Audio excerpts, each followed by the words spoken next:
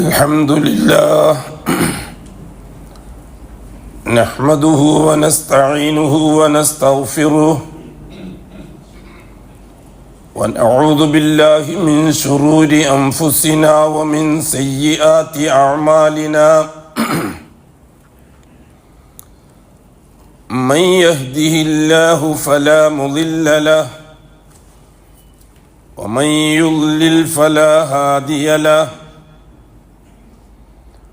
وأشهد أن لا إله إلا الله وحده لا شريك له وأشهد أن محمدا عبده ورسوله أرسله بالهدى ودين الحق ليظهره على الدين كله ولو كره المشركون اللهم صل على محمد وعلى آل محمد كما صليت على إبراهيم وعلى آل إبراهيم إنك حميد مجيد اللهم بارك على محمد وعلى آل محمد كما باركت على إبراهيم وعلى آل إبراهيم في العالمين إنك حميد مجيد عباد الله أوصيكم ونفسي أولا بتقوى الله يا أيها الذين آمنوا اتقوا الله حق تقاته ولا تموتن إلا وأنتم مسلمون يا أيها الذين آمنوا اتقوا الله وقولوا قولا سديدا يصلح لكم أعمالكم ويغفر لكم ذنوبكم ومن يطع الله ورسوله فقد فاز فوزا عظيما يا أيها الناس اتقوا ربكم الذي خلقكم من نفس واحدة وخلق منها زوجها وبث منهما رجالا كثيرا ونساء واتقوا الله الذي تساءلون به والأرحام إن الله كان عليكم رقيبا أما بعد فإن أصدق الحديث كتاب الله وخير الهدي هدي محمد صلى الله عليه وسلم وشر الأمور محدثاتها وكل محدثة بدعة وكل بدعة ضلالة وكل ضلالة في النار അല്ലാഹുവിൻ്റെ സത്യവിശ്വാസികളായ അടിമകളെ, തഖ്വയുള്ളവരായി ജീവിക്കുകയും അതുവഴി ദുനിയാവിലും ആഖിറത്തിലും അല്ലാഹു പൊരുത്തപ്പെടുന്ന ജീവിതം സമ്പാദിക്കുകയും ചെയ്യണമെന്ന് ആദ്യമായി എന്നോടും തുടർന്ന് നിങ്ങൾ ഓരോരുത്തരോടും വസിയത്ത് ചെയ്യുന്നു. അല്ലാഹു സുബ്ഹാനഹു വ തആല ഭൂമിയിൽ അവൻ്റെ ഉദ്ദേശം നടപ്പിലാക്കാൻ പാകത്തിൽ ആകാശത്തിൽ വെച്ച് സംവിധാനങ്ങൾ ഉണ്ടാക്കുകയാണ്. ഇതാണല്ലോ നാം പറഞ്ഞുകൊണ്ട് വരുന്ന വിഷയം. ഭൂമി വെറും തദ്ബീറാത്തുകളുടെ ഏരിയയാണ്, സ്ഥിരമായ സ്ഥലമല്ല ദുനിയാവ്. കുൻ ഫിദ്ദുനിയ കഅന്നക ഗരീബ്, ഒരു യാത്രക്കാരനെ പോലെയുള്ളൂ മനുഷ്യർക്ക് ഇവിടെ. ഔ ആബിറു സബീൽ. കുൻ ഫിദ്ദുനിയ കഅന്നക ഗരീബ്, ആരോരുമില്ലാതെ ഒരു പരദേശിയെ പോലെ ആയിരിക്കണം നീ ദുനിയാവിൽ. അല്ലെങ്കിൽ ഒരു വഴിയാത്രക്കാരനെ പോലെ. യാത്രാ മധ്യേ നീ എവിടെയെങ്കിലും തമ്പടിച്ചാൽ അത് നീ സ്ഥിരമാക്കാൻ മെനക്കെടാറില്ല.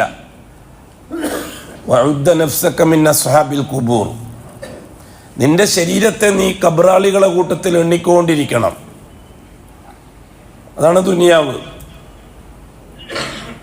അല്ലാഹു സുബ്ഹാനഹു വ തആല ആകാശ ലോകത്ത് വെച്ച് നടന്ന ഒരു സംഭവത്തിൻ്റെ തുടർച്ച എന്നോണം ആ സംഭവത്തിൻ്റെ പൂർത്തീകരണത്തിന് വേണ്ടി അല്ലാഹു ഭൂമിയെ സംവിധാനിക്കുകയാണ്. നമ്മുടെ ചർച്ചയിൽ ഒരിക്കലും ഭൂമിയോ ഭൂമിയുടെ വ്യവസ്ഥിതികളോ ഭൂമിയുടെ മുകൾപ്പരപ്പിലുള്ള ഏർപ്പാടുകളോ സ്ഥിരമായ ഒരു ചർച്ചയേ അല്ല, താൽക്കാലികമായൊരു സംവിധാനം മാത്രമാണ്. ഇവിടെ അല്ലാഹു സുബ്ഹാനഹു വ തആല വെച്ചിരിക്കുന്നത് രണ്ട് രീതിയാണെന്ന് നാം പറഞ്ഞിട്ടുണ്ട്. ഒന്ന്, ആവശ്യങ്ങൾ പൂർത്തിയാക്കണം, ആവശ്യ പൂർത്തീകരണത്തിന് വസ്തുക്കൾ സംഘടിപ്പിക്കണം. ആ വസ്തുക്കളെ അല്ലാഹു ഭൂമിയിൽ തർത്തീബാക്കിയിട്ടുണ്ട്. അത് നമ്മുടെ ഉത്തരവാദിത്തത്തിലല്ല. വഫിസ്സമാഇ റിസ്ഖുക്കും വമാ തുഅദൂൻ, ആകാശത്തിലെല്ലാം സംവിധാനിച്ചു, അത് ഭൂമിയിൽ നടപ്പിലാക്കുന്നു. വഫിസ്സമാഇ റിസ്ഖുക്കും, നിങ്ങൾക്ക് കഴിക്കാനുള്ളതും നിങ്ങൾ ആവശ്യ പൂർത്തീകരണത്തിനുള്ള എന്തെല്ലാം സംവിധാനങ്ങളുണ്ടോ അതൊക്കെ ആകാശത്തിലാണ് നടപടി ഉണ്ടാകുന്നത്. വഫിസ്സമാഇ റിസ്ഖുക്കും വമാ തുഅദൂൻ, നിങ്ങൾക്ക് എന്തൊക്കെ കാര്യങ്ങളാണോ അള്ളാഹു ഓഫർ ചെയ്തിരിക്കുന്നത് അതൊക്കെ സംവിധാനം ആകാശത്തിലാണെന്ന് പറഞ്ഞു അല്ലാഹു സുബ്ഹാനഹു വ തആല. അതാത് സന്ദർഭത്തിൽ ആകാശത്തിൽ നിന്ന് ഭൂമിയിലേക്ക് അല്ലാഹു തആല ഇറക്കുകയാണ് അതിൻ്റെ ഉദ്യോഗസ്ഥന്മാരെ വെച്ചിട്ട്. അടിസ്ഥാനപരമായ വിഷയം ഇവിടെ ആവശ്യം പൂർത്തിയാക്കലല്ല, ആവശ്യ പൂർത്തീകരണത്തിന് വേണ്ടി അസ്ബാബുകളെ സെലക്ട് ചെയ്യുമ്പോൾ ആദർശത്തെ പരിഗണിക്കുന്നുണ്ടോ ഇല്ലയോ എന്ന് പരിശോധിക്കലാണ്. ഭൂമിയിൽ ആവശ്യം എന്നത് മനുഷ്യന്റെ തബഈയ, തെരഞ്ഞെടുപ്പിലൂടെ ഉണ്ടാകുന്നതല്ല. മനുഷ്യന്റെ തബഈ എന്ന് പറഞ്ഞാൽ പ്രകൃതിപരമാണ്. മനുഷ്യനെ സൃഷ്ടിച്ചയച്ച സന്ദർഭത്തിൽ തന്നെ ആവശ്യങ്ങളെയും ആവശ്യങ്ങൾ പൂർത്തിയാക്കാനുള്ള ഏർപ്പാടുകളെയും അല്ലാഹു തആല സംവിധാനിച്ചിട്ടുണ്ട്. ലക്കും ഫിൽ അർളി മുസ്തഖറുൻ വ മതാഉൻ ഇലാ ഹീൻ, ഭൂമിയിലേക്ക് പറഞ്ഞു വിടുന്ന സന്ദർഭത്തിൽ മനുഷ്യപിതാവിനോട് മനുഷ്യമാതാവിനോട് ആദം-ഹവ്വ ദമ്പതിമാരോട് പറഞ്ഞ വിഷയം അതാണ്. ഇഹ്ബിതു ഫിൽ അർള്, നിങ്ങൾ ഭൂമിയിൽ പോയി താമസിച്ചോ, ഇനി നിങ്ങൾക്ക് ഭൂമിയിലാണ് ഏർപ്പാടുകളൊക്കെ. ഇഹ്ബിതു, നിങ്ങൾ ഇറങ്ങിക്കൊള്ളുക ഭൂമിയിലേക്ക്. എന്നിട്ട് അത് തുറന്നതായത് വലക്കും, നിങ്ങൾക്ക് വേണ്ടി ഏർപ്പാടാക്കിയിട്ടുണ്ട് ഫിൽ അർളി, ഭൂമിയിൽ മുസ്തഖറുൻ, താമസിക്കാനുള്ള സൗകര്യം, വമതാഉൻ, തിന്നാനും കുടിക്കാനുള്ള വിഭവങ്ങളും, ഇലാ ഹീൻ, ഒരു നിശ്ചിത സമയം വരെ. തീർന്നല്ലോ. അതിനെപ്പറ്റി ചിന്തിച്ചിട്ട് തലകളയേണ്ട ആവശ്യമില്ല. ആവശ്യങ്ങളും ആവശ്യ പൂർത്തീകരണത്തിനുള്ള വസ്തുക്കളും അതിനെപ്പറ്റി 24 മണിക്കൂറും ചിന്തിച്ചിട്ട്. ഭൗതിക ഭരണകൂടം എന്ന് പറഞ്ഞാൽ എന്താണ് ഭരണകൂടം? ഭരണകർത്താക്കളുടെ ജോലി എന്താ? മനുഷ്യനെ ആദർശം പഠിപ്പിക്കലാണോ അതോ ആവശ്യങ്ങൾ പൂർത്തിയാക്കാനുള്ള വസ്തുക്കൾ സംഘടിപ്പിച്ച് സപ്ലൈ ചെയ്യലാണോ? ആവശ്യം പൂർത്തിയാക്കാനുള്ള വസ്തുക്കൾ സംഘടിപ്പിച്ച് സപ്ലൈ ചെയ്യലാണ് ഭരണകൂടത്തിന്റെ ജോലി. നമ്മൾ ഇന്ത്യക്കാരാണ്. എന്താണ് ഇന്ത്യൻ ഭരണകൂടം എന്ന് പറഞ്ഞാൽ? 5 കൊല്ലം കൂടുമ്പോൾ നമ്മൾ തിരഞ്ഞെടുക്കുന്ന ആൾ ഒരു MP-മാരെ തിരഞ്ഞെടുത്ത് അയക്കുന്നു. എന്താണ് MP-മാരെ ഡൽഹി പോയിട്ട് ചെയ്യുന്നത്? ഇന്ത്യ രാജ്യത്ത് ജീവിക്കുന്ന 130 കോടി മനുഷ്യരെ സ്വർഗത്തിലേക്ക് അയക്കാൻ എങ്ങനെയാണ് സാധിക്കുക എന്നാ ചർച്ച ചെയ്യുന്നവിടെ? അതോ ഈ 130 കോടി ജനങ്ങൾ നരകത്തുനിന്ന് രക്ഷപ്പെടുത്താനുള്ള വഴി എന്താണെന്നാണോ അവിടെ ചർച്ച ചെയ്യുന്നത്? ഈ 130 കോടി ജനങ്ങളുടെ ആവശ്യം പൂർത്തിയാക്കാനുള്ള വസ്തുക്കൾ എങ്ങനെയാണ് സംഘടിപ്പിക്കുക, എന്നിട്ട് അതെങ്ങനെയാണ് സപ്ലൈ ചെയ്യുക, ഇതാണ് അവിടെ ചർച്ച. 5 കൊല്ലം ഭരണകൂടം, ഇന്ത്യൻ ഭരണഘടന എന്ന് പറഞ്ഞാൽ എന്താ? ഇന്ത്യൻ ഭരണഘടന പ്രത്യേകത എന്താ? ഭൂമിയിൽ എവിടെയില്ലാത്ത പ്രത്യേകതയാണ് ഇന്ത്യൻ ഭരണഘടനക്ക്. ഇന്ത്യൻ ഭരണഘടനയുടെ പ്രത്യേകത ഈ ഇന്ത്യ രാജ്യത്ത് ജീവിക്കുന്ന പൊതുജനങ്ങളുടെ, പൗരന്മാരുടെ ആവശ്യങ്ങൾ പൂർത്തിയാക്കാനുള്ള വസ്തുക്കളെ സംഘടിപ്പിക്കുകയും അത് സപ്ലൈ ചെയ്യുകയും ചെയ്യാനുള്ള ഏർപ്പാട്. അത് നമ്മൾ ആരെങ്കിലും അങ്ങനെ വിശ്വസിക്കുന്നുണ്ട്? എല്ലാവരെയും സ്വർഗത്തിലേക്ക് അയക്കുന്ന ജോലി, എന്നാൽ സ്വർഗത്തിലേക്ക് അയക്കുന്ന ജോലി ഇന്ത്യൻ ഭരണഘടന മറക്കുന്നുണ്ടോ, അവഗണിക്കുന്നുണ്ടോ? ഒരിക്കലുമില്ല. ഇപ്പം കുറേ മാനസിക രോഗികൾ അധികാരത്തിലേക്ക് വരുന്നു, എന്തെല്ലോ പറയുന്നു വെച്ചിട്ട് നമ്മൾ അതിനെ വിലയിരുത്തേണ്ടതില്ല. ആഖിറത്തിൽ രക്ഷപ്പെടാനുള്ള വഴി ഇന്ത്യൻ ഭരണഘടന മറന്നുപോയിട്ടുണ്ടോ? ഇല്ല. അതിനാണ് വ്യക്തി സ്വാതന്ത്ര്യവും മതസ്വാതന്ത്ര്യവും കൊടുത്തിരിക്കുന്നത്. എന്താണ് വ്യക്തി സ്വാതന്ത്ര്യത്തിൻ്റെയും മതസ്വാതന്ത്ര്യത്തിൻ്റെയും പൊരുൾ? മരണത്തിന് ശേഷമുള്ള ജീവിതം വിജയകരമാക്കി തീർക്കാനുള്ള ഏർപ്പാട് നിങ്ങൾ സ്വന്തം തിരഞ്ഞെടുത്തോളണം. അത് പ്രവർത്തിക്കാനുള്ള സ്വാതന്ത്ര്യമുണ്ട്. അതല്ലേ വ്യക്തി സ്വാതന്ത്ര്യം, വിശ്വാസ സ്വാതന്ത്ര്യം, മതസ്വാതന്ത്ര്യം. ഇതൊക്കെ ഭരണഘടനയെ എഴുതിച്ചെത്ത വിഷയങ്ങളല്ലേ? അതൊക്കെ മാറ്റിയിട്ടൊരു പുതിയ ഭരണഘടന കൊണ്ടുവരട്ടെ, അന്നേരം ആലോചിക്കുക ബാക്കിയുള്ള കാര്യം. നാളെ എങ്ങാനും വരുന്നതിന് ഇന്നേ കുട പിടിക്കണോ? നാളെ എങ്ങാനും പെയ്യുന്ന മയക്ക് ഇന്ന് കുട പിടിക്കേണ്ടിയില്ലല്ലോ. പെയ്യട്ടെ മഴ, അപ്പം ആലോചിക്കാൻ കൂടേണ്ട കാര്യം. വെറുതെ ബഹളം വെച്ചിട്ട് ജനങ്ങളെ പുതിയ തലമുറയുടെ മനസ്സിൽ രോഗം ഉണ്ടാക്കി ആ പുതിയ തലമുറയെ മാനസികമായി പീഡിപ്പിച്ച് അവരെ ഒരുതരം മരവിപ്പ് ഉണ്ടാക്കി എന്നിട്ട് സ്വന്തക്കാരാക്കുക, രാഷ്ട്രീയവൽക്കരിക്കുക, രാഷ്ട്രീയത്തിൽ സ്വന്തക്കാർ, അധികാരത്തിൽ സ്വന്തക്കാർ, പാർട്ടി, അതല്ല ഇന്ന് നടന്നുകൊണ്ടിരിക്കുന്നത് ഇസ്ലാമിൻ്റെ പേരും പറഞ്ഞിട്ട്. ഇവിടെ ആഖിറത്തെ ആഗ്രഹിക്കുന്ന, മരണത്തിന് ശേഷം ജീവിതം വിജയപ്രദമാക്കണമെന്ന് ആഗ്രഹിക്കുന്ന ഒരു പൗരൻ എന്ത് തടസ്സമാണ് ഇവിടെയുള്ളത്? ഇത് നമ്മൾ മനസ്സിലാക്കിയിരിക്കണം. അപ്പം എല്ലാ കാലഘട്ടത്തിലും ഭരണകൂടത്തിൻ്റെ ഉത്തരവാദിത്തം അത് തന്നെയാണ്. ഫറോവ രാജ്യം ഭരിച്ചു. എന്താണ് അയാൾ ഉത്തരവാദിത്തം? അന്ന് ഈജിപ്തിൽ ജീവിക്കുന്ന ജനങ്ങൾക്ക് തിന്നാനും കുടിക്കാനുമുള്ള സൗകര്യം ചെയ്തു കൊടുക്കുക, ആരാധിക്കുന്നവർക്ക് ആരാധിക്കാനുള്ള സ്വാതന്ത്ര്യം കൊടുക്കുക. നക്ഷത്രത്തെ വേണമെങ്കിൽ നക്ഷത്രത്തെ ആരാധിക്കാം, കല്ലിനെയും പാമ്പിനെയും മൂർഖനെയും ആരാധിക്കുന്ന അങ്ങനെ ആരാധിക്കാം. അതല്ലേ അന്നത്തെ ഫറോവ നടപ്പിലാക്കിയ രീതി. എല്ലാ കാലഘട്ടത്തിലും അതാണ് രീതി. നമ്മൾ അടിസ്ഥാനപരമായി മനസ്സിലാക്കിയിരിക്കേണ്ട വിഷയം, ഭൂമിയിലേക്ക് അല്ലാഹു സുബ്ഹാനഹു വ തആല മനുഷ്യനെ യാത്രയാക്കിയിരിക്കുന്നത് ആവശ്യം പൂർത്തീകരിച്ചിട്ടാണ്. ആവശ്യം പൂർത്തിയാക്കാൻ വേണ്ടി മനുഷ്യനെ ഭൂമിയിലേക്ക് അയക്കേണ്ടിയില്ലല്ലോ, അടുത്തനങ്ങ് സ്ഥിരപ്പെടുത്തിയാൽ പോരെ. ബന്ധത്തിനെ സ്ഥിരപ്പെടുത്തിയാൽ നല്ല സുഖമല്ല, അധ്വാനിക്കാണ്ടല്ലേ തിന്നാലോ, ജോലി ചെയ്യേണ്ടത് തിന്നൂടെ സ്വർഗത്തിൽ. ലക്കുംഫി എന്താണ് അല്ലാഹു തആല പറഞ്ഞത്? കുലാ മിൻഹാ റഗദൻ ഹൈസു ശിഅ്തുമാ, നിങ്ങൾ വേണ്ടതെല്ലാം തിന്നോ, അധ്വാനിക്കും വേണ്ട, ജോലിയും ചെയ്യണ്ട. റഗദ് എന്ന് പറഞ്ഞാൽ വിശാലമായി തിന്നോ, ഹൈസു ശിഅ്തുമാ, എന്താ വേണ്ടത് തിന്നോ. ഇന്നത് തിന്നണ്ടായത് ഒറ്റ ഒരു ഏരിയ കാണിച്ചു കൊടുത്തിട്ട് പറഞ്ഞു അങ്ങോട്ട് പോണ്ട, അവിടെ പോയിട്ട് പറിച്ച് തിന്നാനും നിൽക്കണ്ട. ഇതല്ലേ അല്ലാഹു തആല ചെയ്തത്? തിന്നാനും കുടിക്കാനും ആവശ്യങ്ങൾ പൂർത്തിയാക്കാനും രാജ്യം ഭരിക്കാനും ഒക്കെയാണ് ഇവിടത്തേക്ക് അയച്ചിരുന്നെങ്കിൽ അല്ലാഹു സുബ്ഹാനഹു വ തആലക്ക് അതിൻ്റെ ആവശ്യമില്ലല്ലോ. ഭൂമിയിൽ അല്ലാഹു തആല അടിസ്ഥാനപരമായി മനുഷ്യനെ അയച്ചിരിക്കുന്നത് നാം കഴിഞ്ഞ ആഴ്ച വിശദീകരിച്ചത് ലിയബ്ലുവക്കും അയ്യുക്കും അഹ്സനു അമല. ആകാശലോകത്ത് വെച്ച് അള്ളാഹുവാണ് റബ്ബ് എന്ന് ഷഹാദത്ത് പറഞ്ഞ മനുഷ്യൻ ഭൂമിയിലെത്തിയാൽ ആ ഷഹാദത്ത് പാലിക്കുന്നുണ്ടോ ഇല്ലേ എന്ന് പരിശോധിക്കാനാണ്. ആകാശലോകത്ത് വെച്ച് അള്ളാഹ്ക്ക് ഒരു കരാർ കൊടുത്തിരിക്കില്ലേ നമ്മൾ? അതെന്താ മറന്നു പോകുന്നത്?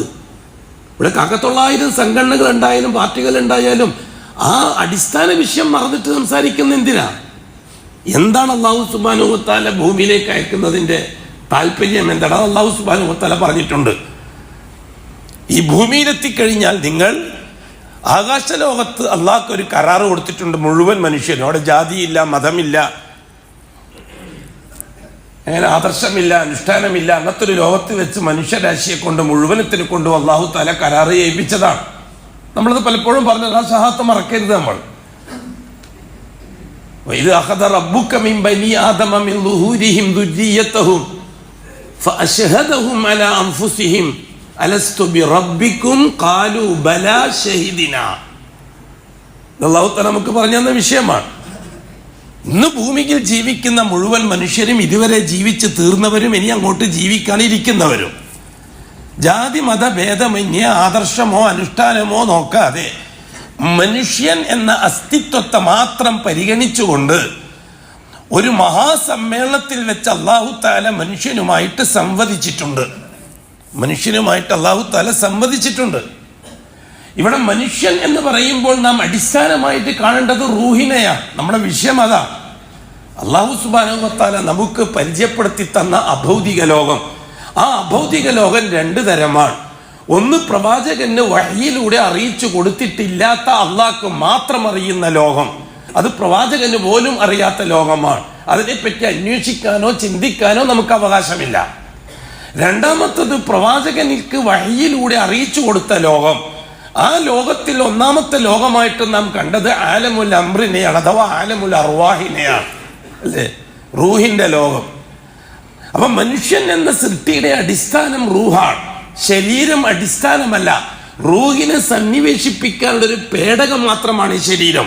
ആവശ്യം തീർന്നാൽ ഒഴിവാക്കും. ഗർഭാശയത്തിൽ റൂഹിന് നിലനിൽക്കാൻ അല്ലാഹു തആല തിരഞ്ഞെടുത്തത് ഭ്രൂണത്തെയാണ്, അല്ലേ. 4 മാസം പ്രായമുള്ള ചാപ്പിള്ള, ഇത്രയുള്ളൂ. നമ്മളൊക്കെ നാടൻ ഭാഷയിൽ പറയാ, ഗർഭാശയത്തിൽ ചാപ്പിള്ളയാണ് റൂഹിനെ സന്നിവേശിപ്പിക്കാൻ അല്ലാഹു സെലക്ട് ചെയ്തത്. റൂഹ് സന്നിവേശിപ്പിക്കപ്പെട്ടതിന് ശേഷം ആ ചാപ്പിള്ളയെ എന്ത് ചെയ്യുന്നു അല്ലാഹു?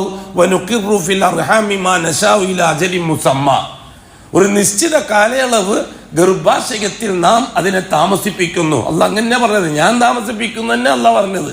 താമസിക്കുന്നു എന്നൊന്നും സുമാറ് പറയുകയല്ല ചെയ്തത്. വനുഖിറു, ഞാൻ താമസിപ്പിക്കുന്നു, മാ നശാഉ, ആ ഗർഭാശയത്തിൽ രൂപപ്പെട്ടു വന്നിരിക്കുന്ന ഈ റൂഹ് നിക്ഷേപിച്ച ചാപ്പിള്ളയെ നാം താമസിപ്പിക്കുന്നു ഇലാ അജലിൻ മുസമ്മ, ഒരു നിശ്ചിത കാലയളവ് വരെ. നിശ്ചിത കാലയളവ് എത്രയോ ആവാം. 7-ാം മാസം പ്രസവിക്കാം, 8-ാം മാസം പ്രസവിക്കാം, 10 മാസം പ്രസവിക്കാം, 12-ഓ 14-ഓ മാസം കഴിഞ്ഞാലും പ്രസവിക്കാം. ആ ഗർഭാശയത്തിൽ ഈ കുഞ്ഞിന് നിശ്ചയിച്ച കാലാവധി അള്ളാഹുവിൻ്റെ വകയാണ്. നമ്മൾ ധൃതി കാണിക്കും, സമയം വരുമ്പം സമയമായി എന്നും പറഞ്ഞ് ആശുപത്രി പോയിട്ട് കീറിയിട്ട് കുഞ്ഞിനെയും എടുക്കുന്നതിന് ആരാ ഉത്തരവാദി? സമയം എത്തുന്നതിന് മുമ്പ് നമ്മളിങ്ങനെ പുറത്തു കൊടുക്കുക. ഈ ഭൗതിക സൗകര്യമുള്ളതുകൊണ്ടല്ലേ. സൗകര്യം ഇല്ലാത്തൊരു കാലത്ത് കാത്തിരുന്നല്ലേ പറ്റൂ. 12 മാസം അങ്ങനെ 12 മാസം 14 മാസം 14 കാത്തിരുന്നല്ലേ പറ്റൂ. ഇപ്പൊ സൗകര്യമുള്ളതുകൊണ്ട് എല്ലാവരും സൗകര്യത്തെ ഉപയോഗപ്പെടുത്തുന്നു എളുപ്പമാകാൻ വേണ്ടിയിട്ട്. അല്ലാഹു സുബ്ഹാനഹു വ തആല പിന്നെ പറഞ്ഞത് എന്താണ്? സുമ്മ നുഖ്രിജുക്കും തിഫ്ല, പിന്നെ ഞാൻ നിങ്ങളെ ഒരു കുഞ്ഞായിട്ട് പുറത്തേക്ക് കൊണ്ടുവരുന്നു. ഇത്ര നല്ല ശൈലിയാണ് അള്ളാഹുവിൻ്റെ. സുമ്മ നുഖ്രിജുക്കും, പിന്നെ നാം നിങ്ങളെ പുറത്തേക്ക് കൊണ്ടുവരുന്നു. തിഫിലൻ, ഒരു കുട്ടിയായിട്ട്, ഒരു മനുഷ്യ കുട്ടിയായിട്ട് നിങ്ങളെ പുറത്തേക്ക് കൊണ്ടുവരുന്നു. 1-ാം ഘട്ടം പൂർത്തിയായി. അലമുൽ അർഹാം, ഗർഭാശയ ലോകം പൂർത്തിയായി. ആ സമയത്ത് റൂഹ് സന്നിവേശിപ്പിക്കപ്പെട്ടത് ഈ കുട്ടിയിലാണ്. റൂഹിന് വല്ല വ്യത്യാസമുണ്ടോ? റൂഹിൻ്റെ അവസ്ഥകൾക്ക് വല്ല മാറ്റവും ഉണ്ടോ? റൂഹ് കൂടിയും കുറയും ചെയ്യോ? റൂഹ് വളരെയും ചെറുതാകുകയും ചെയ്യോ? റൂഹ് മരിക്കോ? കാലാവധി പൂർത്തിയാക്കുകയല്ലേ ചെയ്യുള്ളൂ. ഗർഭാശയത്തിലെ കാലാവധി പൂർത്തിയാക്കുന്ന ആ 10 മാസക്കാലം റൂഹിന്റെ താക്കത്ത് നിശ്ചിത താക്കത്ത് തന്നെയാണ്. പക്ഷെ അല്ലാഹു സുബ്ഹാനഹു വ തആല ആ പേടകത്തിൽ പ്രവർത്തിക്കാൻ പാകത്തിൽ അതിനെ നിയന്ത്രിക്കുകയാണ് അല്ലാഹു തആല റൂഹിനെ. ഭൂമിയിൽ വന്നാലോ അല്ലാഹു സുബ്ഹാനഹു വ തആല പറഞ്ഞു, മമിൻകും സുമ്മ നുഖ്രിജുക്കും സിഫില, എന്നിട്ട് പറഞ്ഞു നിങ്ങളെ ആ കുട്ടിപ്രായം തന്നിട്ട് നിങ്ങളെ യുവത്വത്തിലേക്ക് കൊണ്ടുവരുന്നു. അശുദ്ധക്കും സുമ്മ തുറദ്ദൂന ഇലാ, നിങ്ങളെ ഞാൻ യുവത്വത്തിലേക്ക് കൊണ്ടുവരുന്നു. കുട്ടിപ്രായം, ബാല്യപ്രായത്തിൽ റൂഹ് ശരീരത്തിൽ പ്രവർത്തിക്കുന്നു. റൂഹിന്റെ താക്കത്ത് തുല്യമാണ്. താക്കത്ത് കൂടിയും കുറയും ചെയ്തില്ല. ആ ബാല്യപ്രായത്തിനനുസരിച്ച് അല്ലാഹു തആല അതിനെ കൺട്രോൾ ചെയ്യുന്നു. അങ്ങനെ 80ന്റെ ബൾബ് കത്തുന്നു, 100ന്റെ ബൾബ് കത്താം, 1000ന്റെ ബൾബ് കത്തുന്നു. അങ്ങനെ വരുന്ന സാധനം ഒരേ അളവാണ്. ഇവിടെ എന്നിട്ടല്ലേ ട്രാൻസ്ഫോമർ മുഖേന അതിനെ കൺട്രോൾ ചെയ്ത് കൊണ്ടുവരുന്നത്. നേർക്ക് കണക്ഷൻ കൊടുത്താൽ എന്താകുക? പീസായി പോവും. വളരെ കൃത്യമാണ് അള്ളാഹുവിന്റെ തർത്തീബ്. എന്നിട്ട് അല്ലാഹു സുബ്ഹാനഹു വ തആല പറഞ്ഞു, യുവത്വത്തിലേക്ക് കടക്കുന്നു ഭൂമിയിൽ മനുഷ്യൻ. ആ പാകത്തിൽ റൂഹിനെ അല്ലാഹു തആല സംവിധാനിക്കുന്നു. വമിൻകും മൻ യുറദ്ദു ഇലാ അർദലിൽ ഉമർ, വയോവാർദ്ധക്യത്തിലേക്ക് പോകുന്നു. ഒരു 100-120 വയസ്സ് വരെ പോകുന്നു. എന്താണ് ആ സമയത്തുള്ള അവസ്ഥ? ലിക്കൈ ലാ യഅലമ മിൻ ബഅദി ഇൽമിൻ ഷൈഅ, നിങ്ങളെല്ലാം പഠിച്ച് മനസ്സിലാക്കി എന്നിട്ട് നിങ്ങൾ ജീവിച്ചു. നിങ്ങൾ 40 വയസ്സൊക്കെ വളരെ സജീവമായിരുന്നു. 60 വയസ്സായി, ഇപ്പം 80 വയസ്സായി. നിങ്ങൾ ഒന്നും അറിയാത്ത തുടക്കത്തിലേക്ക് മടങ്ങുന്നു. ഒരു 120 വയസ്സ് ഉപ്പുപ്പ ഇങ്ങനെ ഇരിക്കുകയാണ് മൂലയിൽ. ഉപ്പുപ്പ വിളിച്ചു, മോളോടി വന്നു. ഈ കയരം കൊണ്ടുവച്ച്, ഏതാ കയറ്? ഒരു പാമ്പുണ്ടായിരുന്നു അവിടെ. പാമ്പിനെ എടുത്തിട്ട് ഉപ്പുപ്പ മോക്കെടുത്ത് കൊടുത്തു, മോളെ ഈ കയരം കൊണ്ടുവെക്കുന്നു. ഉപ്പുപ്പ അത് പാമ്പാണ്, കയറല്ല. അത് ശരി, എന്നാ പോട്ടെ. ഉപ്പുപ്പ ആ അവസ്ഥയിലായി. ഇപ്പം ആരായിരുന്നു? IG ആയി ജീവിച്ച ആളാണ്, SI ആയി ജീവിച്ച ആളാണ്, ഉസ്താദായിട്ട് ജീവിച്ച ആളാണ്. ആ പ്രായത്തിൽ, ആ യുവത്വത്തിൻ്റെയും യൗവനത്തിൻ്റെയും സമയത്ത് അറിവ് പ്രസരിച്ച ആളാണ്. ഇപ്പം എല്ലാം പോയി കുട്ടികളെ പോലെ ആയിപ്പോയി അല്ലേ? തുടക്കത്തിലേക്ക് മടങ്ങിയില്ലേ? 2 വയസ്സ് 1 വയസ്സ് പ്രായത്തിലേക്ക് മടങ്ങിയില്ലേ? ഇപ്പം 120 വയസ്സായാലും. എങ്കിൽ പിന്നെ നിങ്ങൾക്കൊരു മടക്കം പൂർണ്ണമായിട്ടും ഉണ്ട് എന്ന് പറയുമ്പോൾ മാത്രം എന്താ സംശയിച്ചു പോകുന്നത്? ദുനിയാവിൽ തന്നെ അല്ലാഹ് കാണിച്ചു തരികയല്ലേ ഒന്നുമല്ലാത്തൊരവസ്ഥയിലേക്ക്, തുടക്കത്തിലേക്ക്. അതേപോലെ തന്നെ മനുഷ്യൻ എന്ന സൃഷ്ടി ഭൂമിയുടെ അവസ്ഥയിൽ നിന്ന് തുടക്കത്തിലേക്ക് മടങ്ങണം. ഭൂമി തുടക്കമല്ല, ഭൂമി തുടർച്ചയാണ്. വളരെ കൃത്യമാണ് കാര്യം, അല്ലാഹുവിൻ്റെ കാര്യം. അപ്പം അതിന് പാകത്തിൽ റൂഹിനെ ആക്കി. ബർസഖാണ് 3ാമത്തെ ലോകം, ആലമുൽ ബർസഖ്. ബർസഖിന്റെ അവസ്ഥ എന്താണ്? ഈ പേടകത്തെ അങ്ങ് മാറ്റി റൂഹിനെ സ്വതന്ത്രമാക്കി പാർപ്പിക്കുക. ഒന്നിക്കൽ ഇല്ലിയിൽ അല്ലെങ്കിൽ സിജ്ജിയിൽ. കേട്ടിട്ടില്ലേ? പേടകത്തിന് പ്രസക്തിയില്ല, പിന്നെ ഈ ശരീരത്തിന് പ്രസക്തിയില്ല. അത് മണ്ണിനുള്ളതാണ്. കുറെ നാൾ കഴിച്ചിട്ട് തുറന്നു നോക്കിയാൽ മണ്ണ് നിന്നിട്ടുണ്ടാവും. ഫമാ ഖുലിഖ്തും ഫലിത്തുറാബ്, ഈ ശരീരം നിർമ്മിക്കപ്പെട്ടത് മണ്ണിന് തിന്നാൻ വേണ്ടിയുള്ള, പുഴുക്കൾക്ക് തിന്നാൻ വേണ്ടിയുള്ളതാണ്. ഇപ്പൊ അല്ലെങ്കിൽ അടക്കടക്കും വേണ്ടിയുള്ള ചില ശരീരങ്ങളെ അല്ലാഹു തആല ഖബറിൽ തന്നെ സൂക്ഷിക്കും. റൂഹ് സ്വതന്ത്രമാണ്. അവിടെ ശരീരം വേണമെന്നില്ല റൂഹിന് നിലനിൽക്കണമെങ്കിൽ. അത് ആലമുൽ ബർസഖിന്റെ കാര്യം. ആലമുൽ ബർസഖ് വ്യക്തിഗതമാണ്. ഗർഭാശയത്തിലെ ലോകം വ്യക്തിഗതമാണ്. ഭൂമിയിലെ ലോകം വ്യക്തിഗതമാണ്. ബർസഖിന്റെ ലോകം വ്യക്തിഗതമാണ്. നാളെ ആഖിറത്തിലെത്തിയാൽ സാമൂഹ്യമാണ്. അവിടെ അല്ലാഹു തആല പുതിയ പേടകം നിർമ്മിക്കുകയാണ്. ബദഇനാക്കും ഖമാ ഖലഖനാക്കും അവ്വല മറ. നിങ്ങൾ മുമ്പ് സൃഷ്ടിച്ചതുപോലെ നിങ്ങൾക്ക് വേണ്ടി ഒരു പേടകത്തെ നാം നിർമ്മിക്കുകയാണ്. ആ പേടകത്തിന്റെ പ്രത്യേകത എന്താ? ഭൂമിയിലുള്ള പാകതയോ ഗർഭാശയത്തിലുള്ള അവസ്ഥയോ ആയിരിക്കില്ല, ബർസഖിലെ അവസ്ഥയോ ആയിരിക്കില്ല. ആ റൂഹിന്റെ പൂർണ്ണമായ അവസ്ഥ പ്രയോഗിക്കാൻ പാകത്തിലായിരിക്കും അവിടെ നിർമ്മിക്കുന്ന ശരീരം. അഷ്റഫുൽ പറഞ്ഞ ഒരു ഹദീസിൽ വ്യക്തമാണ്, ആ ശരീരത്തിന്റെ ചുണ്ട് ഉഹുദ് മലയോളം കാണും ചിലപ്പോൾ. അപ്പോൾ ഒരു ശരീരത്തിന്റെ അവസ്ഥയായത് മഹ്ശറിൽ ഹാജരാക്കുന്ന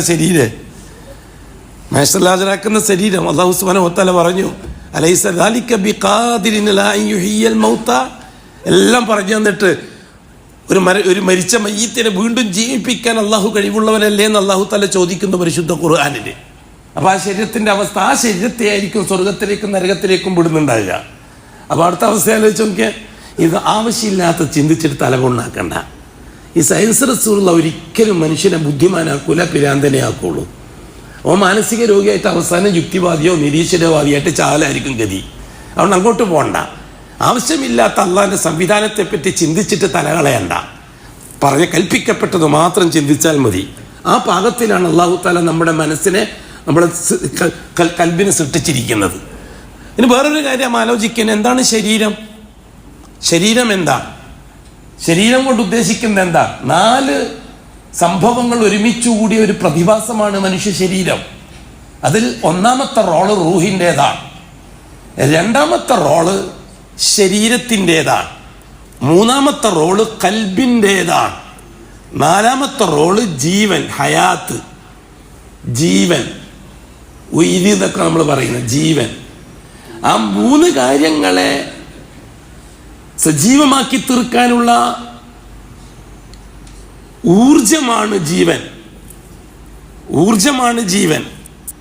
നമ്മൾ സാധാരണ പവർ എന്ന് പറയുന്നില്ലേ, കറണ്ട് ഉണ്ടെങ്കിലല്ലേ ഫാൻ കറങ്ങുള്ളൂ. അപ്പോൾ ആ കറണ്ട് റൂഹിനെയും ശരീരത്തെയും കൽബിനെയും സംയോജിപ്പിച്ചു കൊണ്ടുപോകാൻ. കൽബ് 2 തരമാണ്. ഒന്ന് റൂഹിന്റെ കൽബ്, പിന്നെ ഒന്ന് ശരീരത്തിന്റെ കൽബ്. റൂഹിന്റെ കൽബ്, ശരീരത്തിന്റെ കൽബ്. ശരീരത്തിന്റെ കൽബിനെയും റൂഹിന്റെ കൽബിനെയും ഒരുപോലെ കൈകാര്യം ചെയ്യാൻ ശൈത്താന് പ്രാക്ടീസ് കൊടുത്തിട്ടുണ്ട് അല്ലാഹു സുബ്ഹാനഹു വ തആല. അതുകൊണ്ടാണ് ആ വിഷയത്തിൽ നമുക്ക് ശൈത്താനാണ് ചർച്ച എന്ന് നാം പറയുന്നത്. ജിന്ന് നമ്മുടെ ചർച്ചയിലില്ല. അഷ്റഫുൽ ഖൽഖ് സല്ലല്ലാഹു അലൈഹി വസല്ലം തങ്ങൾക്ക് ശേഷം, വഫാത്തിന് ശേഷം ജിന്നി ഉമ്മത്തിന്റെ ചർച്ചയിലില്ല. ഖൈറിനും ഇല്ല, ഷർറിനും ഇല്ല. നമ്മളെ ചർച്ച പ്യൂർ ഷർറിന്റെ വക്താവായ ശൈത്താൻ മാത്രമാണ്. ഷൈത്താനെ പറ്റി മാത്രമാണ് നമ്മുടെ ചർച്ച. ആ മേഖലയിൽ ചർച്ച ചെയ്യുന്നവർ യഥാർത്ഥത്തിൽ ഷൈത്താനെ വണ്ണം വെപ്പിക്കുകയാണ്. റസൂലുള്ളാഹി തങ്ങൾ പറഞ്ഞു, നിങ്ങൾ അള്ളാഹുവിന്റെ പേര് പറയാതെ ഷൈത്താന്റെ പേര് പറയരുത്. ആ സമയത്ത് ഷൈത്താൻ ബിൽഡിങ്ങോളം ഉയരും, ഷൈത്താന്റെ പേര് മാത്രം പറഞ്ഞാൽ. അതുകൊണ്ട് നിങ്ങൾ അള്ളാഹിന്റെ ദിക്റോടൊപ്പമേ ഷൈത്താനെ പറയാൻ പാടുള്ളൂ. അള്ളാഹുവിന്റെ ദിക്ർ പറഞ്ഞുകൊണ്ടല്ലേ മഅദല്ലാഹ് അല്ലെങ്കിൽ സുബ്ഹാനല്ലാഹ് എന്നൊക്കെ പറഞ്ഞിട്ടേ നിങ്ങൾ ഷൈത്താന്റെ ഷർറ് പറയാൻ പാടുള്ളൂ. ആ സമയത്ത് അവൻ വെള്ളത്തിലിട്ട ഉപ്പരിയും പോലെ അലിഞ്ഞു പോകുമെന്ന്. എങ്കിൽ പിന്നെ ഈ കാലഘട്ടത്തിൽ കേരളത്തിൽ ഷൈത്താൻ ബിൽഡിംഗ് അല്ല, ടവറിന്റെ അപ്പുറത്ത് എത്തിയിരിക്കുകയാണ്. കാരണം ചർച്ച കംപ്ലീറ്റ് ഷൈത്താനും ജിന്നുമാണ്. ഏത് സദസ്സെടുത്ത് നോക്കിയാലും ഷൈത്താനും ജിന്നും, ഒന്നിക്ക് അനുകൂലം അല്ലെങ്കിൽ പ്രതികൂലം. അതേ സമയത്ത് അവിടെ ചർച്ച ചെയ്യാൻ പറ്റിയ വിഷയം ജിന്നല്ലേ അല്ല, ഷൈത്താനാ. അല്ലാഹു തആല തുടക്കത്തിൽ മനുഷ്യനോട് പറഞ്ഞത് എന്താ? ലാ യഫ്തിനന്നകുമു ശൈത്താൻ കമാ അഖ്റജ അബവൈകും മിനൽ ജന്ന. സ്വർഗത്തിൽ നിന്ന് നിങ്ങൾ ഉമ്മാനെയും ഉപ്പാനെയും പുറത്താക്കിയതുപോലെ നിങ്ങളെയും കുഴപ്പത്തിലാക്കാതെ ശൈത്താനെ സൂക്ഷിച്ചോളണം കേട്ടോ എന്ന് അള്ളാഹ് ആദ്യം മനുഷ്യനോട്, ആദം ഹവ്വ ദമ്പതിമാരോട് പറഞ്ഞത്. നാളെ ആഖിറത്തിൽ വെച്ച് അല്ലാഹു തആല മനുഷ്യനെ വിളിച്ച് ചോദിക്കുന്നതും യാ ബനി ആദമ അലം അൽഹദി ഇലൈക്കും യാ ബനി ആദം അല്ലാ തഅബുദു അശ്ശൈത്താൻ. അവിടെ ഒന്നും ജിന്നെന്ന് ഉപയോഗിച്ചിട്ടില്ല. എന്നാൽ ജിന്നെന്ന് ഉപയോഗിച്ചിട്ടില്ലേ? മൂസ അലൈഹി സ്വലാത്തു വസ്സലാമിന്റെ മുമ്പിൽ സാഹിര്യങ്ങൾ അവരെ കയ്യിലുള്ള ചപ്പും ചവറും കയറും പിടിയെല്ലാം നിലത്തിട്ടു. അതെല്ലാം പാമ്പുകളായി രൂപപ്പെട്ടു. മൂസ അലൈഹി സ്വലാത്തു വസ്സലാം ഇത് കണ്ടപ്പോ ഓടാൻ തുടങ്ങി. അവിടെ പറഞ്ഞിരിക്കുന്നത് എന്താണ്? ജാന്ന് എന്ന വാക്ക് അല്ലാഹു സുബ്ഹാനഹു വ തആല ഉപയോഗിച്ചിരിക്കുന്നത്. ആ വർഗത്തിന്റെ പേര് ശൈത്താന് വിട്ട് പറഞ്ഞതാണ്. അത് അള്ളാഹു പറയുന്നതാണ്. നമുക്ക് പറയാൻ അവകാശമില്ല. ആ പാമ്പിനെ പരിചയപ്പെടുത്തി തരാൻ വേണ്ടി അള്ളാഹ് നമ്മളോട്, റസൂലുള്ളാഹി തങ്ങളോട് പറഞ്ഞു കൊടുത്ത സംഭവം അള്ളാഹ് പറഞ്ഞിട്ടില്ലെങ്കിൽ അത് അറിയാൻ പോകുന്നില്ല. അങ്ങനെ പിന്നെ പണം പേർത്തി വരുന്ന ജിന്നാണെന്ന് തോന്നി വല്ല മുദിബിറ മൂസ അലൈഹിസ്സലാത്തു വസ്സലാം ഓടി. വലം യുഅഖിബ്, തിരിഞ്ഞു നോക്കാണ്ട് ഓടിയെന്നാ. വലം യുഅഖിബ് എന്ന് പറഞ്ഞാൽ തിരിഞ്ഞു നോക്കാണ്ട് ഓടി. സ്വാഭാവികം. മൂസ അലൈഹിസ്സലാത്തു വസ്സലാം മനുഷ്യനാണ്. മനുഷ്യന് പേടി തബഇയ്യാണ്. പാമ്പിനെ പേടിക്കുക എന്നുള്ളത് തബഇയ്യാണ്. ജാറത്തെ പേടിക്കുക എന്നുള്ളത് ശറഇയ്യാണ്. പേടി രണ്ട് തരമാണ്. ഇതെല്ലാം മനസ്സിലാവുന്നുണ്ടോ എനിക്കറിയില്ല. പേടി രണ്ട് തരമാണ്. ഒന്ന് തബഇയ്യായ പേടി, പാമ്പിനെ കണ്ട പേടിക്കുന്നത് പോലെ, ഇരുട്ടത്ത് ഒറ്റക്ക് കിടക്കുമ്പോൾ പേടിക്കുന്നത് പോലെ. അത് മനുഷ്യന്റെ പ്രകൃതിപരമായ പേടിയാണ്. അത് അനുവദിക്കപ്പെട്ട പേടിയാണ്.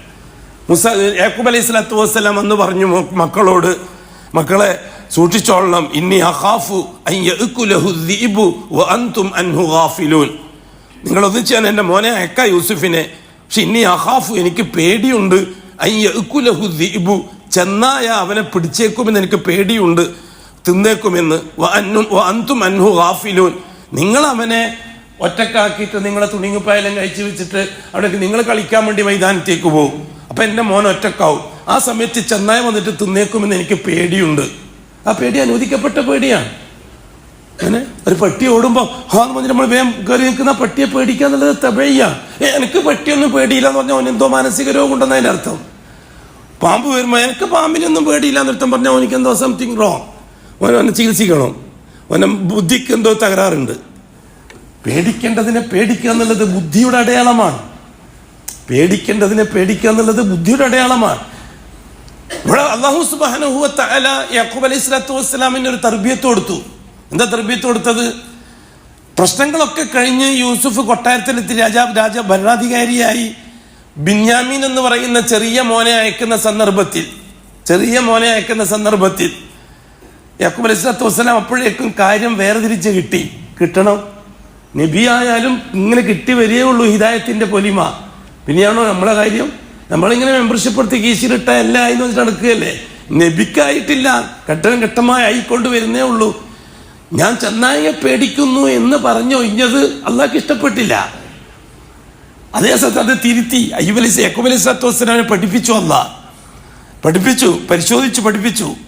ബിന്യാമീൻ എന്ന മോൻ, ആ മോനെ അയക്കുന്ന സമയത്ത് യാക്കൂബ് അലൈഹിസ്സലാത്തു വസ്സലാം പറഞ്ഞത് എനിക്ക് ചെന്നായ പേടിയുണ്ട് എന്നല്ല, പിന്നെന്താ, വല്ലാഹു ഖൈറുൻ ഹാഫിള വഹുവ അർഹമുർ റാഹിമീൻ. ധൈര്യമായിട്ട് പോ, ഞാൻ എൻ്റെ മോനെ അള്ളാഹിനെ ഏൽപ്പിച്ചിട്ടുണ്ട്.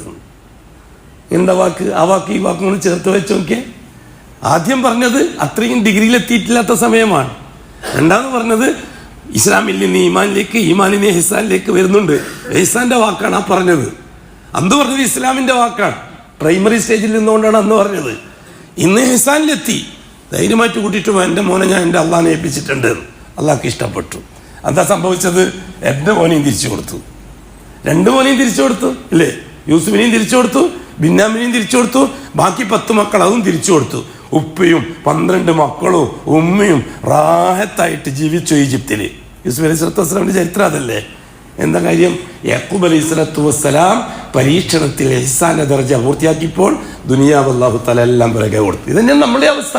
ഇത് നമുക്ക് പറഞ്ഞ ഇന്ന അഹ്സനുൽ ഖസസ് നഖുസ്സു അലൈക അഹ്സനുൽ ഖസസ്, നിങ്ങൾക്ക് നല്ലൊരു ചരിത്രം പറഞ്ഞു തരാമെന്ന് പറഞ്ഞിട്ടാണ് ഈ സംഭവം അല്ലാഹു തആല നബി തങ്ങൾക്ക് പറഞ്ഞു കൊടുക്കുന്നത്. അതുകൊണ്ട് നബി വിഷമിക്കണ്ട, നാട്ടാർ മുഴുവനും പുറത്താക്കട്ടെ, നിങ്ങൾ സഹിച്ച് ക്ഷമിച്ച് നിൽക്കും.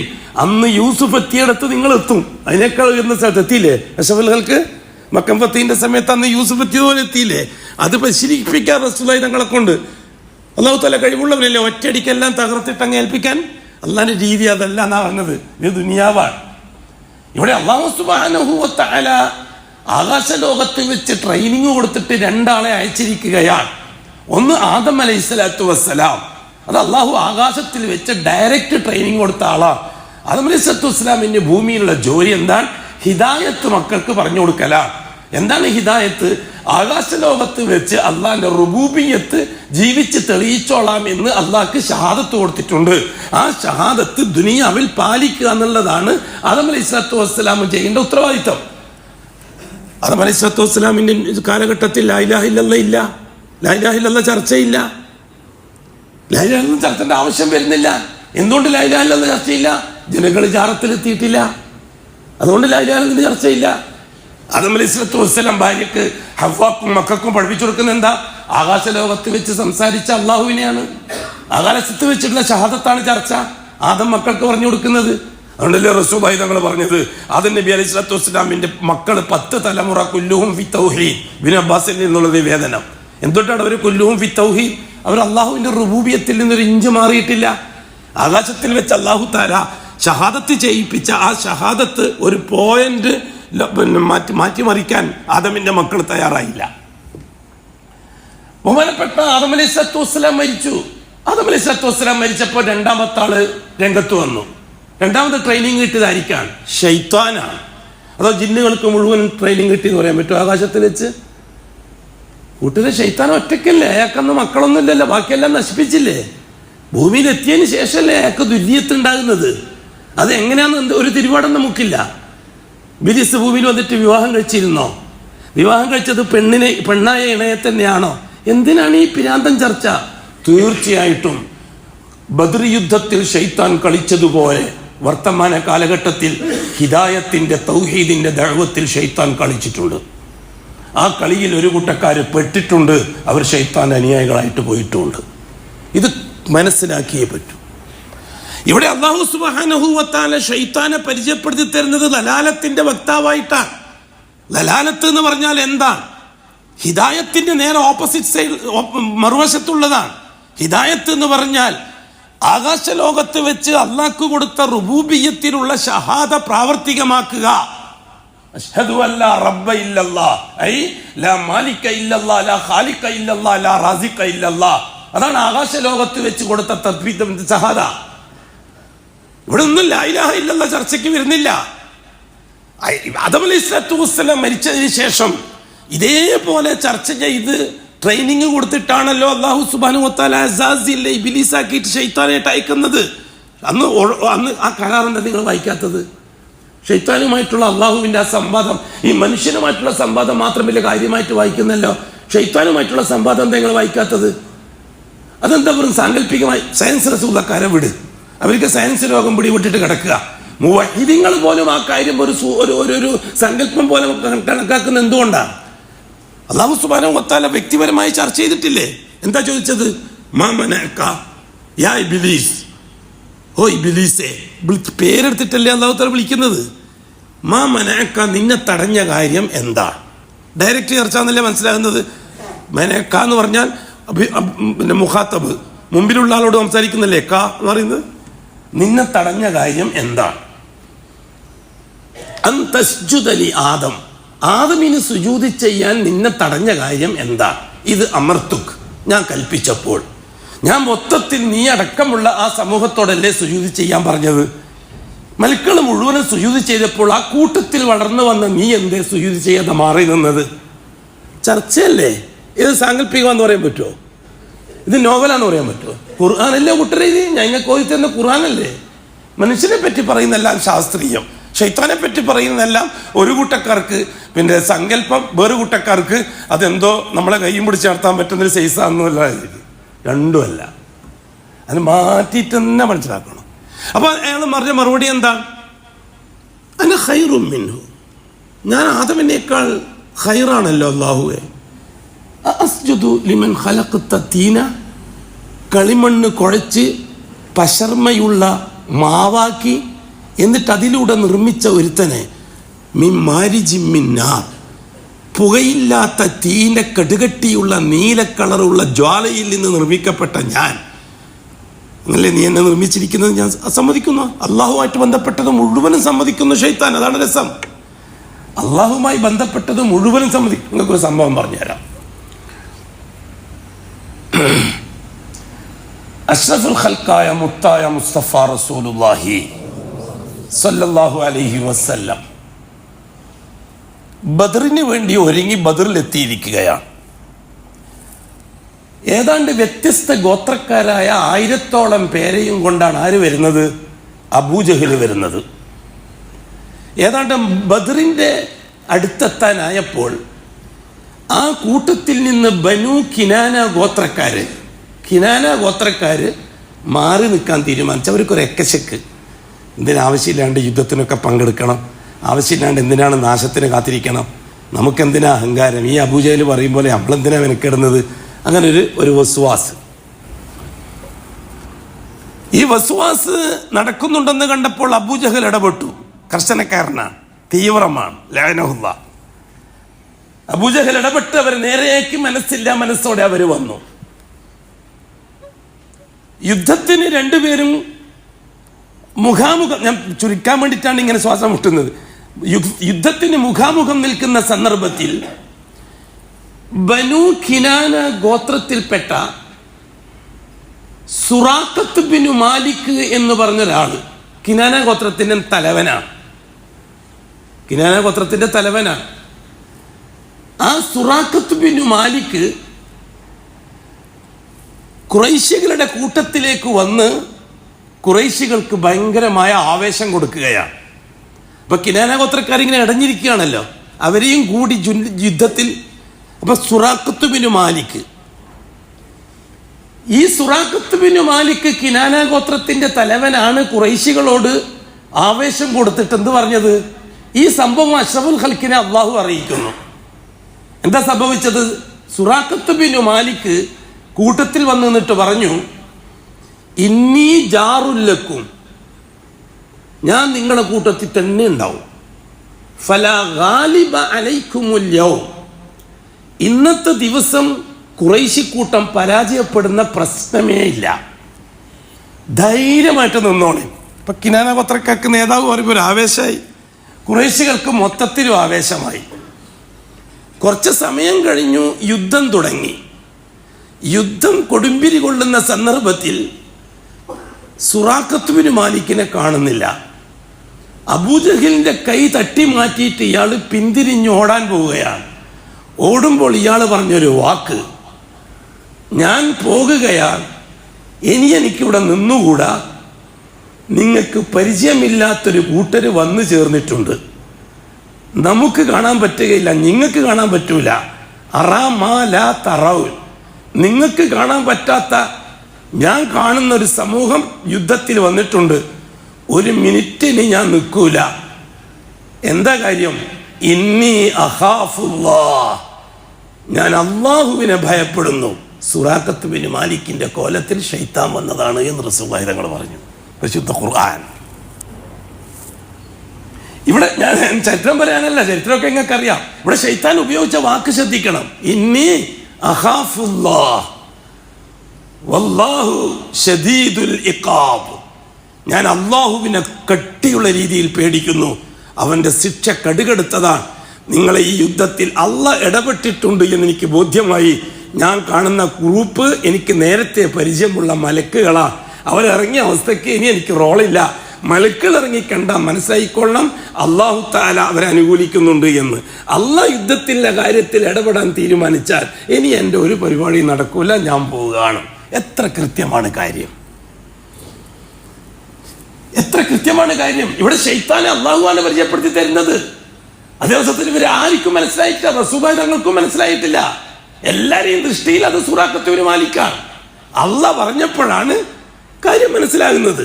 ഇതേ ഉള്ളൂ മുസ്ലിമീങ്ങളെ സംബന്ധിച്ചിടത്തോളം ശൈത്താനെ സംബന്ധിച്ചുള്ള ചർച്ച. അതിൽ കഴിഞ്ഞ പോലെ അള്ളാഹുവിന്റെ കസ്റ്റഡിയിലേക്ക് വിടുക.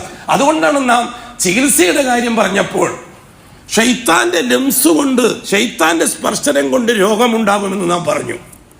ശരിയാണ്, രോഗത്തിന് രണ്ട് കാരണങ്ങളെ അള്ളാഹുവാണ് വെച്ചത്. ഒന്ന്, ഏതെങ്കിലും വിഷമുള്ള വസ്തുക്കളോ മൂർച്ചയുള്ള ആയുധങ്ങളോ ഉപയോഗിക്കുക വഴി.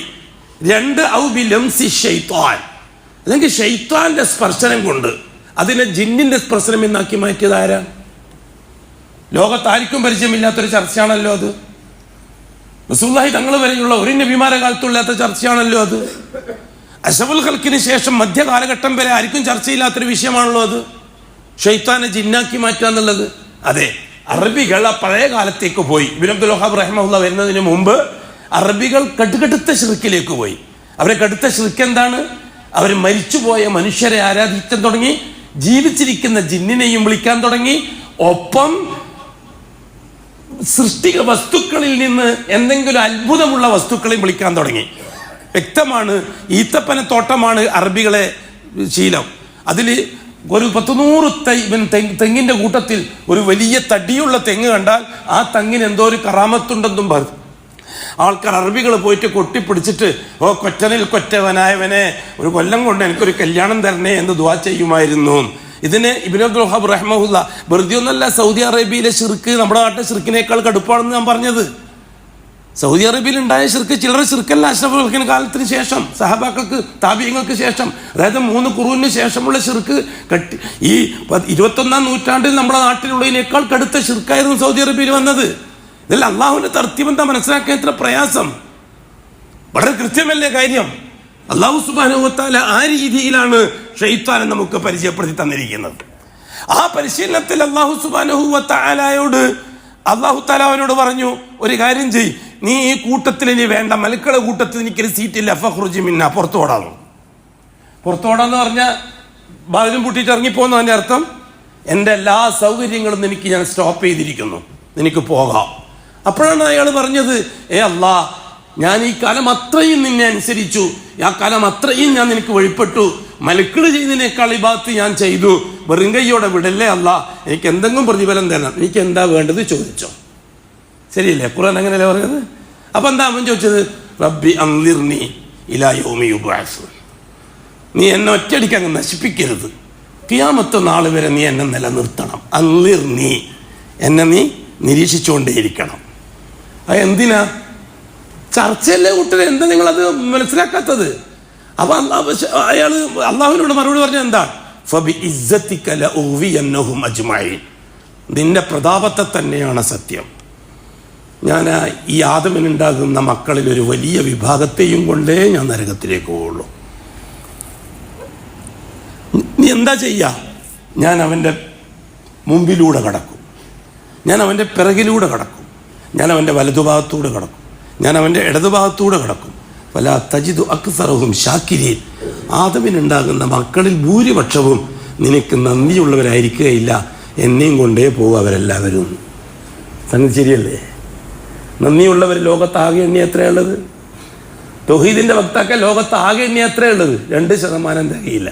ആ കൂട്ടത്തിൽ തന്നെ ശൈത്താനെ ചർച്ച ചെയ്യുന്ന, ശൈത്താനെ പറ്റി വയൽ പറയുന്ന, ശൈത്താനെ പറ്റി പിന്നെ വലിയ വലിയ ഘോര പ്രസംഗങ്ങൾ നടത്തുന്ന സംവിധാനങ്ങൾ ഉണ്ടായില്ലേ? വെറും ദിക്റിലും ദുആയിലും മാത്രം ഒതുക്കി നിർത്താൻ അത്രയുള്ളൂ. അവനെന്തിനാണ് ഇത്ര വലിയ ചർച്ചക്ക് കൊണ്ടുവന്നത്? വളരെ കൃത്യമായിട്ട് നാം മനസ്സിലാക്കി. അപ്പൊ അല്ലാഹു സുബ്ഹാനഹു വ തആല പറഞ്ഞു, ഇന്നക മിനൽ മുൻദരീൻ, ശരി, നിനക്ക് ഞാൻ ആ വരം തന്നിരിക്കുകയാണ്. ഇത് ചർച്ചയല്ലേ? ഇത് സങ്കല്പമാണോ? കിനാവാണോ? എന്തെങ്കിലും ഒരു നോവൽ പോലെയാണോ? അല്ലാഹു തആല ആദമിനോട് ചർച്ച ചെയ്ത് അതേപോലെ തന്നെയല്ലേ ഇപ്പുറത്ത് മറ്റൊരാളോട് ചർച്ച ചെയ്യുന്നത്. എന്നിട്ട് അല്ലാഹു സുബ്ഹാനഹു വ തആല ലലാലത്തിന്റെ ഫുൾ ഉത്തരവാദിത്വം, അതിന്റെ പ്രബോധനത്തിന്റെ ഉത്തരവാദിത്വം കൊടുത്ത് അല്ലാഹു തആല അവനെയും ആദമിനെയും അവ്വാനെയും വിട്ടതുപോലെ 3-ാം കക്ഷിയെയും ഭൂമിയിലേക്ക് വിടുകയാണ്. ട്രെയിനിങ്ങോടുകൂടി വന്നിരിക്കുന്നത്. അവൻ ശ്രമിച്ചുകൊണ്ടിരിക്കുകയാണ്. ആകാശത്തിൽ വെച്ച് അള്ളാന്റെ റുബൂബിയത്തിന് ഷഹാദത്ത് കൊടുത്തവരെ പിഴപ്പിക്കാൻ സാധിക്കില്ലെന്ന് എനിക്കറിയാം. ആദം അലൈഹിസ്സലാത്തു വസ്സലാം മരിച്ചു, കബറടക്കി. ആദം അലൈഹിസ്സലാത്തു വസ്സലാമിന്റെ പേരക്കുട്ടികൾക്ക് ആദമിന്റെ ഒരു ഷെയ്ഖിന്റെ കോലത്തിലാണ് അവൻ പിന്നെ വരുന്നത്. അത് പക്ഷശാലാണ് ജിതാബാം ഷെയ്ഖിന്റെ കോലത്തിൽ വരുന്നത്. നിങ്ങൾക്ക് പറഞ്ഞു തരുന്നുണ്ട് ഇൻഷാ അല്ലാഹ്. അഷ്റഫുൽ ഖൽഖ് മദീനത്തേക്ക് ഹിജ്റക്ക് പോകാൻ വന്ന നേരത്ത് അഷ്റഫുൽ ഖൽഖിനെ കൊല്ലാൻ വേണ്ടി ദാറുന്നദുവായിൽ സുന്നി സെന്ററിൽ കൂടിയ യോഗത്തിൽ ഖുറൈശി സമൂഹത്തിലെ പ്രമുഖന്മാരായിരുന്നു. രാത്രിയാണ് യോഗം കൂടുന്നത്, രഹസ്യമായി എന്താ ചെയ്യേണ്ടത് നോക്കാൻ. അപ്പോഴാണ് ഒരാൾ കടന്നു വരുന്നത്. ഈ കടന്നു വരുന്ന ആളോട് ഇവർ ചോദിച്ചോ, നിങ്ങൾ ആരാണ്, നിങ്ങൾ എന്താണ്, നിങ്ങളെ നമുക്ക് പരിചയമില്ലല്ലോ, നിങ്ങൾക്ക് എന്നെ പരിചയമില്ലെങ്കിൽ നിങ്ങളെ എനിക്കറിയാം, ഞാന് അന ശൈഖുൻ മിൻ അഹ്ലി നജിദ്, നജിദിൽ നിന്നുള്ള, നജിദുകാരിൽ നിന്നുള്ള ഒരു വയോവൃദ്ധനാണ് ഞാനൊരു ബിസിനസ്സുകാരനാണ്. അയാളെ കോലം, ഭാവം എല്ലാം ഒരു പഴയ ഒരു പൗരപ്രമാണിന്റെ മാതിരിയാണ് കടന്നു വന്നിരിക്കുന്നത്. അപ്പൊ കുറെ ആൾക്കാർ പറഞ്ഞു, അബൂ ഉത്ബത്ത് ശൈബത്ത് പറഞ്ഞു, ഇവനെ നിർത്താൻ പറ്റൂല, ഇവനെ നമുക്ക് പരിചയമില്ലാത്ത ആളാണ്. അപ്പൊ അബൂജഹൽ പറഞ്ഞു, പരിചയമില്ലെങ്കിലും ഏതായാലും നമ്മുടെ ഒരു മുഹമ്മദിനെ കൈകാര്യം ചെയ്യാൻ, മുഹമ്മദിനെ ഇല്ലാതാക്കാൻ ഒരു യോഗം കൂടുകയാണല്ലോ, നല്ല അഭിപ്രായങ്ങൾ അയാൾ ടൗൺ പട്ടണവാസിയല്ലേ, നല്ല അഭിപ്രായം അയാളിൽ നിന്ന് കിട്ടിയെങ്കിലോ, അങ്ങനെയാണ് അയാളെ യോഗത്തിൽ പങ്കെടുപ്പിക്കുന്നത്. അയാൾ പറഞ്ഞതിനനുസരിച്ചാണ് 3-ാമത്തെ ഐഡിയ. അതായത് അബുൽ ബുഖ്തരി റസൂലുള്ളാഹി തങ്ങളെ പിന്നെ ബന്ധനസ്ഥിലാക്കിയിട്ട് ഒരു റൂമിൽ പൂട്ടിയിടാൻ വേണ്ടി അഭിപ്രായം പറഞ്ഞു, അവിടെ മരിച്ചോളൂ എന്ന് പറഞ്ഞു. അത് പറ്റൂല എന്ന് പറഞ്ഞു ഈ വന്ന നജീദ് ഷെയ്ഖ്.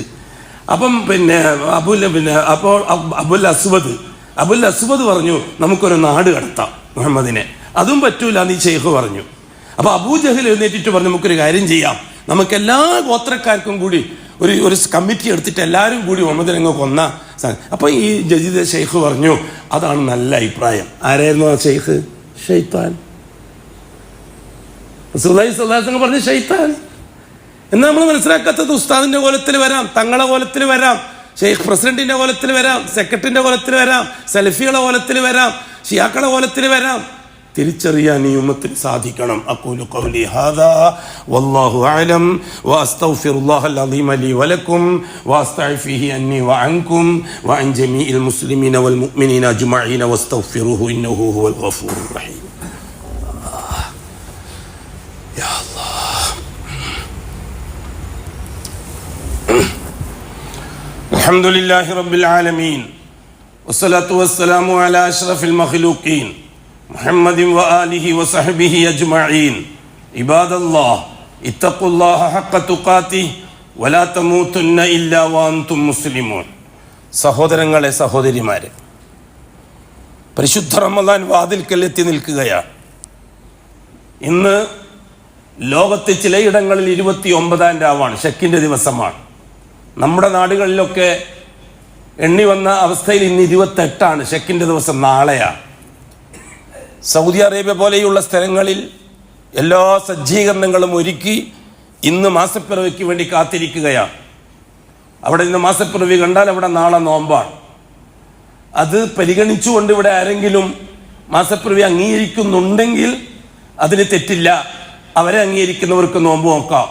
എന്നാൽ നമ്മുടെ രീതി അനുസരിച്ച്, പ്രത്യേകിച്ചിട്ട് കേരള ജമിയത്തുൽ ഉലമാന്റെ കീഴിലുള്ള ഹിലാൽ കമ്മിറ്റി പ്രഖ്യാപിക്കുകയും അതനുസരിച്ച് അമൽ ചെയ്യുകയും ചെയ്യുന്നവരാണ് ഭൂരിപക്ഷം മുഅ്മിനീങ്ങൾ. ഇവിടെ ഷിയാക്കൾ എന്ത് നയം സ്വീകരിക്കുന്നു, ഷിയാക്കൾ എന്ത് കാണുന്നു, അതൊന്നും നമ്മളെ പറ്റിയും ചർച്ചയില്ല. അബൂജഹൽ, അബൂ താലിബ്, ഉത്തുബത്ത് അന്ന് മാസം കാണുമ്പോൾ എന്താ തീരുമാനിച്ചത്, അതൊന്നും റസൂലുള്ളാഹി തങ്ങൾക്ക് ബാധകമല്ല. ഞാൻ പലപ്പോഴും പറഞ്ഞിട്ടുണ്ട്, ആശൂറ നോമ്പ് നോക്കാൻ റസൂലുള്ളാഹി തങ്ങളും നോമ്പ് നോക്കും, അപ്പുറത്ത് അബൂജഹലും നോമ്പ് നോക്കും. ആശൂറ നോമ്പ്, മുഹറം 10-ന്റെ നോമ്പ് അബൂജഹൽ, ഉത്തുബത്ത് അവരും നോക്കും, അഷ്റഫുൽ ഖൽഖ് അതും നോക്കും. മാസം കാണാണ്ട് ഏതായാലും നോമ്പ് നോക്കില്ല. ഇംഗ്ലീഷ് മാസമല്ല, അവിടെ അറബി മാസമാണെന്ന് എല്ലാവർക്കും അറിയുകയും ചെയ്യാം, ചന്തപ്പിറവിയാണ്. അപ്പോൾ അബൂ താലിബോ അബൂജഹലോ ചന്തപ്പിറവി കണ്ടു എന്ന് പ്രഖ്യാപിച്ചാൽ അഷ്റഫുൽ ഖൽഖ് നോമ്പോ അത് കാത്തിരിക്കുക, അങ്ങനത്തെ പരിപാടിയൊന്നുമില്ല. റസൂലുള്ളാഹി തങ്ങൾ അമലുകൾക്ക് സമയം നിശ്ചയിച്ചു കൊടുക്കും, ആ സമയം അനുസരിച്ച് അമൽ ചെയ്യും.